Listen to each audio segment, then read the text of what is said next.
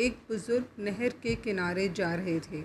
ان کو بھوک بھی لگی ہوئی تھی، مگر فقیر بندے تھے، خرچ کرنے کے لیے پاس کچھ تھا بھی نہیں۔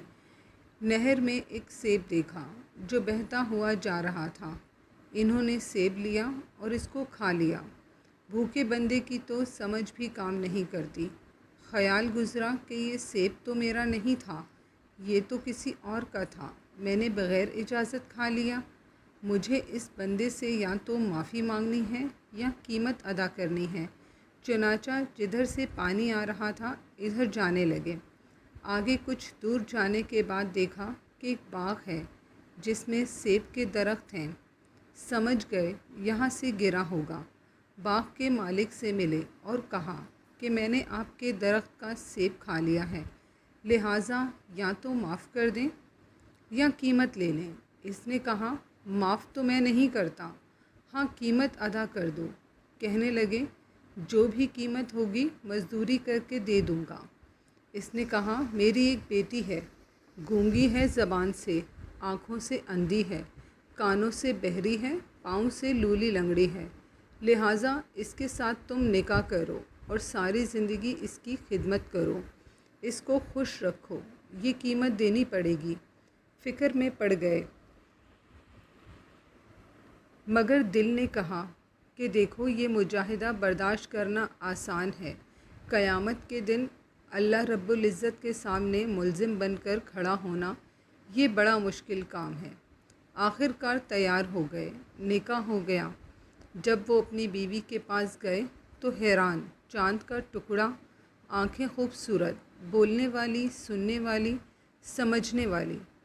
حیران ہو کر اس سے پوچھا کہ تم اپنے باپ کی ایک ہی بیٹی ہو یا کوئی اور بھی تمہاری بہن ہے؟ اس نے کہا میں ایک ہی بیٹی ہوں۔ خیر رات گزر گئی۔ اگلے دن سسر سے ملاقات ہوئی۔ سسر نے پوچھا کہ بتاؤ مہمان کو کیسا پایا؟ کہا آپ نے تو کچھ اور ہی بتایا تھا، مگر وہ تو ایسی نہیں، وہ بہت دانا بینا، آپ کے بتلائے ہوئے ہر عیب سے مبرہ ہے۔ انہوں نے فرمایا ہاں یہ میری بیٹی ظاہر حسن جمال بھی رکھتی تھی اور باطنی اعتبار سے بھی حدیث کی عالمہ، قرآن کی حافظہ ہے۔ میں چاہتا تھا اس کے لیے کوئی ایسا خاوند ڈھونڈوں کہ جس کے دل میں اللہ کا خوف ہو، کیونکہ جس کے دل میں خوف خدا نہ ہو وہ بیوی کے حقوق صحیح ادا نہیں کر سکتا۔ اس لیے سورہ نساء پڑھ کر دیکھیں، ہر دوسری چوتھی آیت میں اتقوا اللہ ہے، کیونکہ اللہ تعالیٰ جانتے ہیں کہ جب تک اللہ تعالیٰ کا خوف دل میں پیدا نہیں کریں گے وہ دوسروں کے حقوق کو صحیح ادا نہیں کر سکیں گے۔ تو میں چاہتا تھا کہ کوئی ایسا بندہ ملتا۔ جب تم نے ایک سیب کی وجہ سے معافی مانگی تو میں نے کہا اس کے دل میں خوف خدا ہے، اس لیے میں نے اپنی بیٹی کے لیے تمہیں خاوند کے طور پر تجویز کیا۔ دونوں ساتھ رہنے لگے۔ اللہ رب العزت نے انہیں بیٹا دیا جس کا نام انہوں نے نعمان رکھا۔